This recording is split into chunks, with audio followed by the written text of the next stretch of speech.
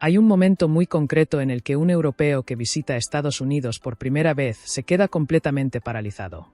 No es en el aeropuerto. No es cuando ve los rascacielos de Manhattan o las palmeras de Miami. Es en el supermercado. Está de pie frente a una estantería de cereales. Y no hay 10 variedades. No hay 20. Hay 67 referencias distintas de cereales azucarados, cada una con una mascota diferente, cada una prometiendo ser la más crujiente, la más nutritiva, la más mágica del universo. Y ese europeo, que viene de un país donde el supermercado tiene quizás 8 tipos de cereales y todos son básicamente lo mismo, se queda inmóvil, con la cesta en la mano, mirando, sin poder elegir, sin poder entender qué está pasando. Eso es América. Y eso es solo el principio. Porque lo que vamos a explorar hoy no es un chiste fácil sobre las porciones gigantes o los coches enormes. No vamos a burlarnos de nadie. Lo que vamos a hacer es algo mucho más interesante. Vamos a intentar entender de verdad por qué dos civilizaciones que comparten idioma, historia, valores democráticos y cultura popular llevan décadas mirándose como si vinieran de planetas distintos. Vamos a entender por qué un alemán, un español, un francés o un italiano observa la vida cotidiana de un americano medio y siente una mezcla de fascinación, incredulidad y a veces, seamos honestos, una incomodidad profunda que no sabe muy bien cómo explicar. Y lo más importante, vamos a intentar entender por qué el americano medio mira a Europa y tampoco entiende nada. Porque este malentendido, este choque cultural permanente entre el viejo y el nuevo mundo, no es superficial. No es una cuestión de gustos. Es una diferencia filosófica, histórica y psicológica que va hasta los cimientos mismos de cómo cada sociedad concibe la vida, la libertad, el éxito, el fracaso, la comunidad y el individuo. Y cuando uno empieza a tirar de ese hilo, lo que encuentra es absolutamente apasionante. Empecemos por el principio, por el origen de todo. Europa es vieja, profundamente, cansadamente vieja. Cuando un español camina por el centro de Toledo o un italiano pasea por Roma, está literalmente pisando capas de historia acumuladas durante 2000 años. Las instituciones europeas llevan siglos funcionando, fracasando, siendo derrocadas, reconstruidas, reformadas.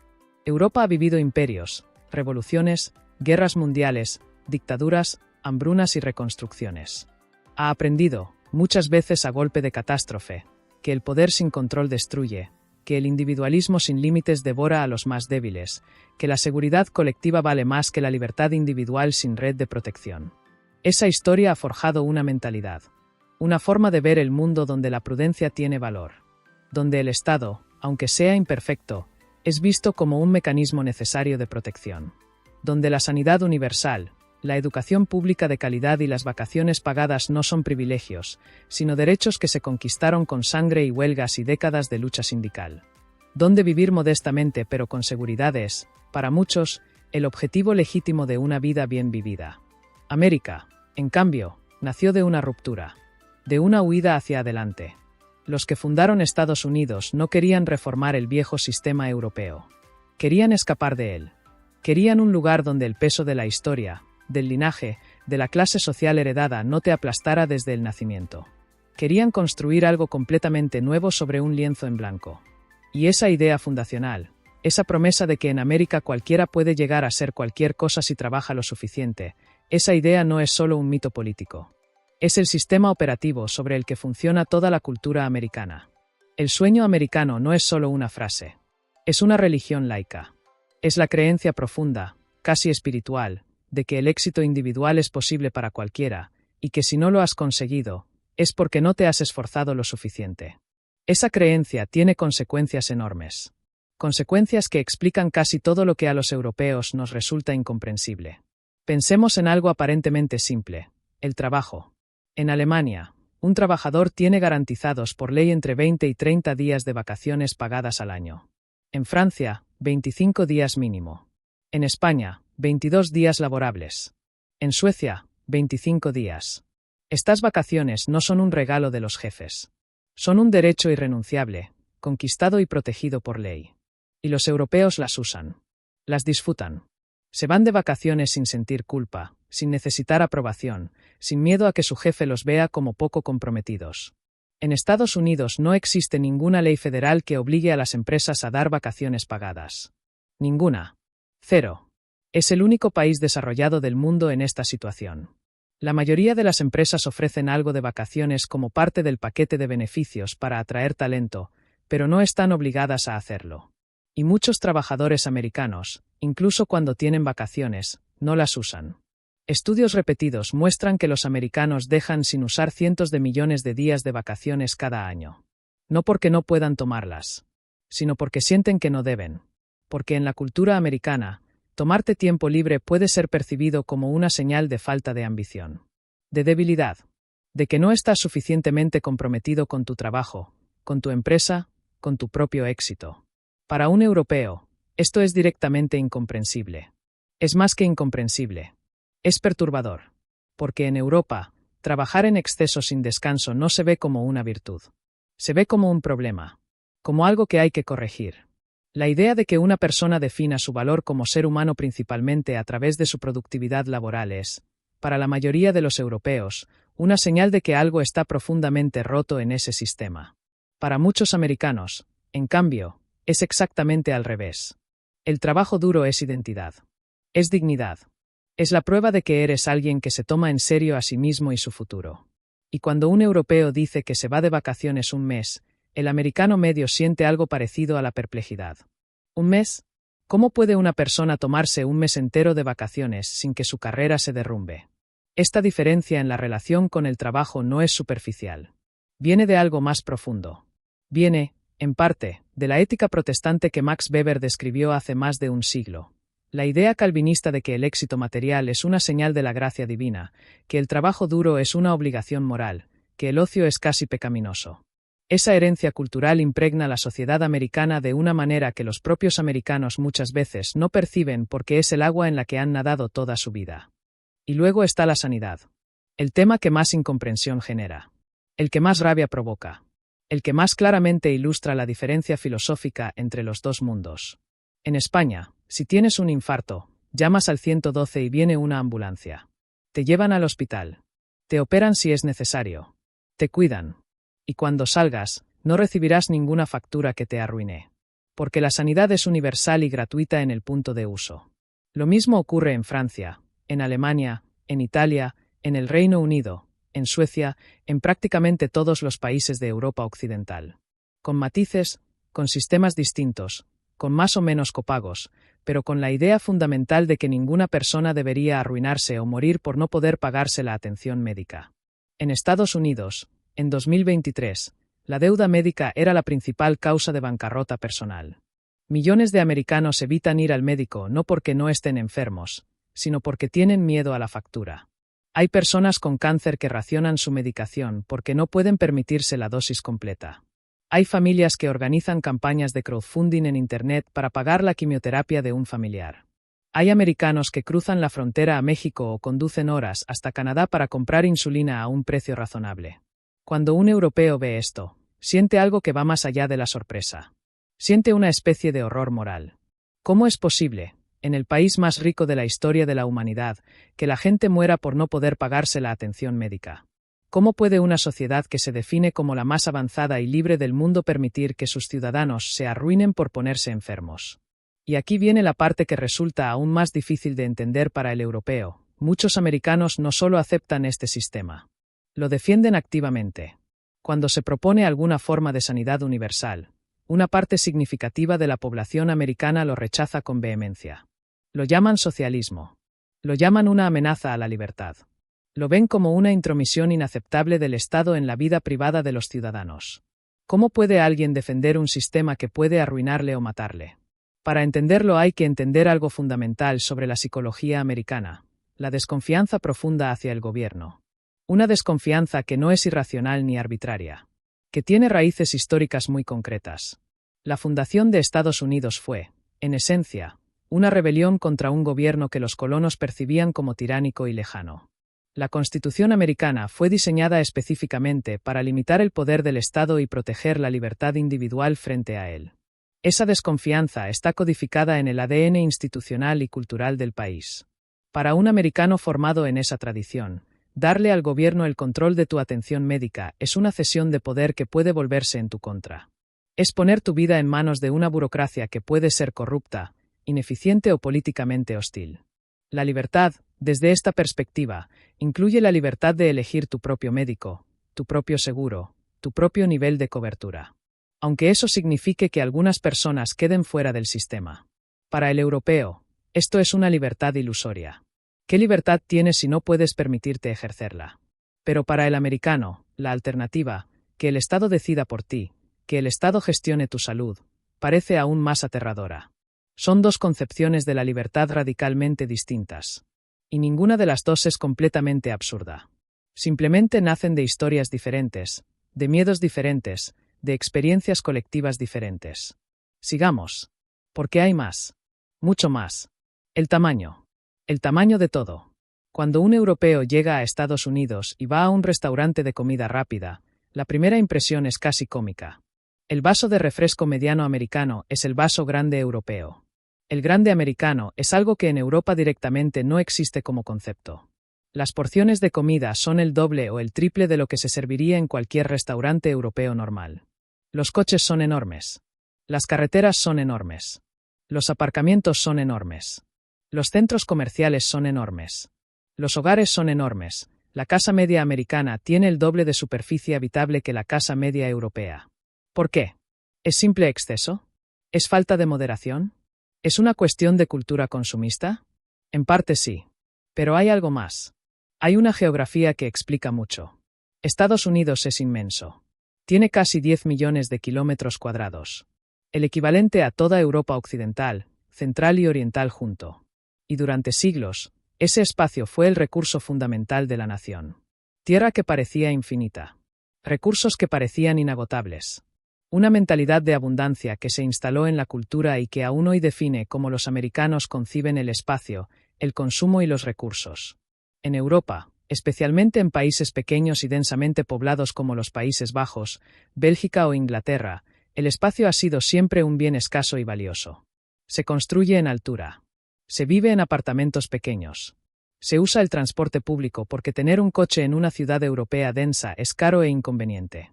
La moderación en el consumo de espacio es una necesidad histórica que se ha convertido en una norma cultural. En América, durante la mayor parte de su historia, la moderación no era necesaria. No porque los americanos sean peores personas, sino porque tenían un continente entero para expandirse. Pero claro, esa expansión tuvo un precio. Un precio que durante mucho tiempo se ignoró y que ahora es imposible seguir negando. El coche. El maldito coche. En Europa, las ciudades fueron construidas antes del automóvil. Las calles medievales de Toledo, los boulevares del París haussmanniano, los canales de Ámsterdam. Todo eso existía antes de que existiera el motor de combustión interna. Cuando el coche llegó a Europa, tuvo que adaptarse a ciudades ya existentes. Y eso, paradójicamente, fue una bendición. Porque obligó a mantener una escala humana en los centros urbanos, a conservar el transporte público, a construir ciudades donde se puede vivir sin coche. Las ciudades americanas, en su mayoría, fueron construidas después del coche. Fueron diseñadas para el coche desde el principio.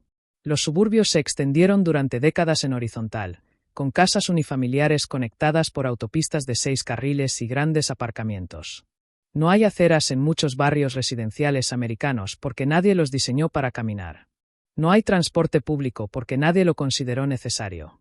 Y el resultado es que en muchísimas ciudades americanas, vivir sin coche es prácticamente imposible. Un europeo que visita Los Ángeles y quiere ir a pie de un sitio a otro descubre algo surrealista: no puede. No porque sea peligroso, sino porque no hay infraestructura para ello. No hay aceras continuas. Las distancias son enormes. Los semáforos para peatones tardan minutos en cambiar porque la ciudad fue diseñada para optimizar el flujo de coches, no de personas a pie. Y esto tiene consecuencias enormes en la calidad de vida, en la salud pública, en la cohesión social y en las emisiones de carbono. El americano medio emite más del doble de CO2 per cápita que el europeo medio. No porque sea un irresponsable ambiental, sino porque vive en un sistema que fue construido para funcionar así y que es extraordinariamente difícil de cambiar. Hablemos ahora de algo más íntimo. De cómo se relacionan los americanos con el dinero y el fracaso. En Europa, hablar de dinero en una conversación social es de mal gusto. Preguntar a alguien cuánto gana se considera una intromisión inaceptable en su vida privada. El dinero es un tema privado, casi tabú. Y el fracaso, especialmente el fracaso empresarial, lleva consigo cierto estigma social. En muchos países europeos, si tu empresa quiebra, esa mancha te acompaña durante años. En América, el dinero es una conversación pública y normal. Es perfectamente aceptable preguntar cuánto cuesta tu casa, cuánto ganas, cuánto vale tu coche. El éxito económico no es solo una cuestión privada. Es una señal de valor social, de mérito, de que has jugado bien el juego de la vida. Y el fracaso, especialmente en el mundo empresarial, no es un estigma, es casi una medalla. Los inversores de Silicon Valley miran con escepticismo a los emprendedores que nunca han fracasado. Porque el fracaso demuestra que lo intentaste, que tomaste riesgos, que jugaste en serio. Esta diferencia en la relación con el dinero y el fracaso no es trivial. Explica por qué en América se crean más empresas por habitante que en Europa. Explica por qué el ecosistema emprendedor americano es el más dinámico del mundo. Pero también explica por qué hay menos red de seguridad para los que caen. Si el fracaso es solo una etapa en el camino al éxito, ¿para qué necesitas que el Estado te proteja cuando fracasas? Levántate, aprende la lección y vuelve a intentarlo. Para el europeo, esto suena admirable en teoría y cruel en la práctica. Porque no todo el mundo tiene los recursos, el apoyo familiar, la salud mental o las circunstancias vitales para levantarse y volver a intentarlo. Y un sistema que no protege a los que caen, por muy inspiradora que sea su filosofía de fondo, produce inevitablemente perdedores permanentes. Produce una clase trabajadora que no tiene margen para el riesgo porque un solo error, una sola enfermedad, un solo despido en el momento equivocado puede ser catastrófico. Y aquí llegamos a algo que los europeos raramente entienden del todo, la religión. Europa se ha secularizado de manera dramática en las últimas décadas. Las iglesias están vacías. La religión organizada ha perdido su papel central en la vida pública. En España, que era hace apenas 40 años uno de los países más católicos del mundo, la mayoría de los jóvenes se definen como no creyentes o no practicantes. En Francia, Alemania, los países escandinavos, el proceso de secularización es aún más avanzado. En Estados Unidos, la religión sigue siendo una fuerza viva y poderosa en la vida cotidiana de decenas de millones de personas. El 65% de los americanos se identifican como cristianos. Una mayoría de ellos practica su fe de manera activa, va a la iglesia regularmente, ora, integra sus creencias religiosas en sus decisiones políticas, sociales y personales. En el cinturón bíblico del sur y el centro del país, la iglesia no es solo un lugar de culto. Es el centro de la vida social, comunitaria y moral de una región entera. Esto explica muchas de las diferencias en política social que resultan tan desconcertantes para los europeos. El debate sobre el aborto en América no es, para mucha gente, un debate político sobre derechos reproductivos. Es un debate teológico sobre el momento en que comienza la vida humana y sobre la autoridad divina sobre esa vida. La oposición a la educación sexual en las escuelas no es ignorancia. Es la defensa de unos valores morales basados en una cosmovisión religiosa específica. El escepticismo ante la teoría de la evolución que persiste en amplias zonas del país no es estupidez. Es la expresión de una fe genuina que considera que la Biblia tiene autoridad sobre la ciencia. Para el europeo secular, esto resulta casi ininteligible. La idea de que en el siglo XXI un gobierno pueda tomar decisiones basadas en interpretaciones bíblicas parece un retroceso medieval. Pero para el americano creyente, que el Estado ignore los principios morales derivados de Dios para tomar sus decisiones es lo que resulta inaceptable. Son dos concepciones del mundo completamente distintas. Y ambas tienen una coherencia interna que merece ser comprendida, aunque no se comparta. Ahora hablemos de algo que generalmente queda fuera de estas comparaciones, pero que es absolutamente central: la violencia y las armas. Para cualquier europeo, la relación de los americanos con las armas de fuego es probablemente el aspecto más difícil de entender de toda la cultura americana. En Europa, las armas están estrictamente reguladas en la mayoría de los países. Tener un arma en casa es raro, complicado legalmente y visto socialmente con desconfianza. La idea de que una persona normal y corriente, sin ser policía ni militar, tenga una pistola en su mesilla de noche es algo que en la mayor parte de Europa resulta directamente perturbadora. En Estados Unidos hay más armas que personas. 330 millones de personas y más de 400 millones de armas en circulación. El derecho a poseer y portar armas está consagrado en la Segunda Enmienda de la Constitución y es visto por millones de americanos no como un privilegio peligroso, sino como un derecho fundamental tan sagrado como la libertad de expresión. ¿Por qué? Una vez más, hay que entender la historia. En la América fronteriza, el arma era una herramienta de supervivencia. Protegía a las familias de animales salvajes, de bandidos, de un estado que estaba demasiado lejos para llegar a tiempo si necesitabas ayuda. La autosuficiencia, la capacidad de protegerte a ti mismo y a los tuyos sin depender de nadie más, era una virtud de primera necesidad. Esa mentalidad sobrevivió mucho más allá de la frontera. Se convirtió en parte del carácter nacional. Y el resultado es una tragedia que se repite cada año con una regularidad que hiela la sangre. Miles de americanos mueren por armas de fuego cada año. Los tiroteos masivos en escuelas, supermercados, iglesias se han convertido en una parte terrible y aparentemente inevitable del paisaje americano. Y sin embargo, el debate sobre el control de armas sigue bloqueado. Porque para una parte significativa de la población, restringir el acceso a las armas no es una solución al problema de la violencia. Es el problema en sí mismo. Es el gobierno quitándote el derecho a defenderte. El europeo mira esto y no puede entender cómo una sociedad puede asumir semejante nivel de violencia como precio de una libertad. El americano mira al europeo y piensa: tú confías en que el Estado te protegerá. Yo me protejo a mí mismo. El europeo, acostumbrado a culturas que son frías en la superficie pero profundas en los vínculos, a veces malinterpreta la amabilidad americana como hipocresía. Pero no lo es. Es un código cultural diferente. En América, ser amable con los desconocidos es una norma social básica. Pero eso no significa que esa amabilidad lleve automáticamente a la intimidad. La amistad americana tiende a ser más amplia pero menos profunda que la europea. Más fácil de iniciar, más difícil de profundizar. Y todo esto nos lleva a una pregunta que llevo toda la narración queriendo hacerme directamente. ¿Quién tiene razón? La respuesta honesta es que nadie tiene razón completamente. Y los dos tienen razón en algunas cosas. Europa ha construido sistemas de bienestar que protegen a sus ciudadanos de una manera que América nunca ha logrado. Las tasas de pobreza extrema en Europa occidental son una fracción de las americanas. La esperanza de vida es mayor.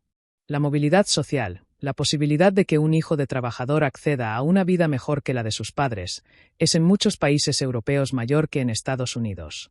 Europa ha demostrado que es posible construir sociedades prósperas donde la gente trabaje menos, descanse más, tenga sanidad garantizada y acceso a educación sin arruinarse, y aún así sea competitiva económicamente. Pero América ha creado la economía más innovadora y dinámica de la historia humana. Las empresas tecnológicas que han transformado el mundo en las últimas décadas, Google, Apple, Amazon, Meta, Tesla, nacieron en América. No en Alemania, no en Francia, no en España. La cultura americana del riesgo, del emprendimiento, de la tolerancia al fracaso como parte del camino al éxito, ha generado una capacidad de innovación que Europa no ha logrado replicar a pesar de tener población similar y recursos comparables. Europa usa tecnología americana, ve entretenimiento americano, escucha música americana, compra en plataformas americanas. Y muchas veces lo critica mientras lo usa. Hay algo más que hay que decir, y hay que decirlo con honestidad aunque sea incómodo. La crítica europea a América a veces tiene un componente de envidia que raramente se reconoce explícitamente. América sigue siendo el centro del mundo en muchos sentidos. Su cultura se exporta a todos los rincones del planeta. Su idioma es la lengua franca global. Sus universidades atraen a los mejores talentos del mundo. Su ejército es el más poderoso de la historia. Su economía es, a pesar de todos sus problemas, la más grande del mundo. Europa lleva décadas intentando construir un equivalente. La Unión Europea fue el intento más serio y ambicioso de crear un bloque continental capaz de competir con América en influencia global. Con resultados mixtos, con crisis internas enormes, con tensiones entre la diversidad de sus miembros que no han dejado de complicar el proyecto.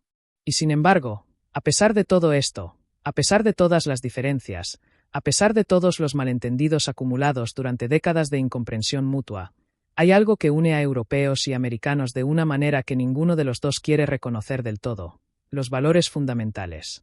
La democracia. El Estado de Derecho. La libertad de expresión. La igualdad ante la ley. El rechazo de la tiranía. El valor del individuo frente al poder arbitrario del Estado o de la mayoría. Estos valores no son exclusivamente americanos ni exclusivamente europeos. Son el legado compartido de la Ilustración europea que América recogió, amplió y exportó de vuelta al mundo. Son los cimientos sobre los que tanto Europa como América construyeron sus sociedades diferentes.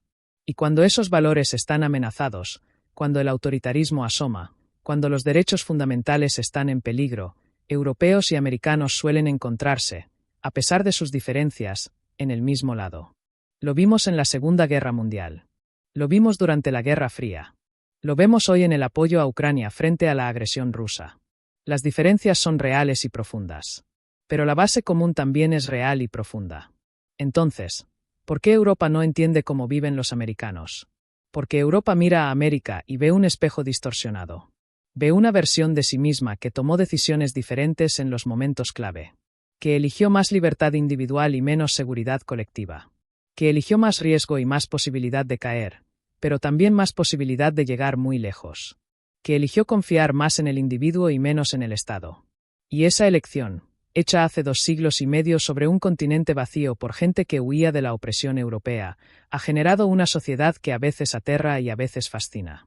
Que a veces parece un error catastrófico y a veces parece el experimento humano más audaz y exitoso de la historia.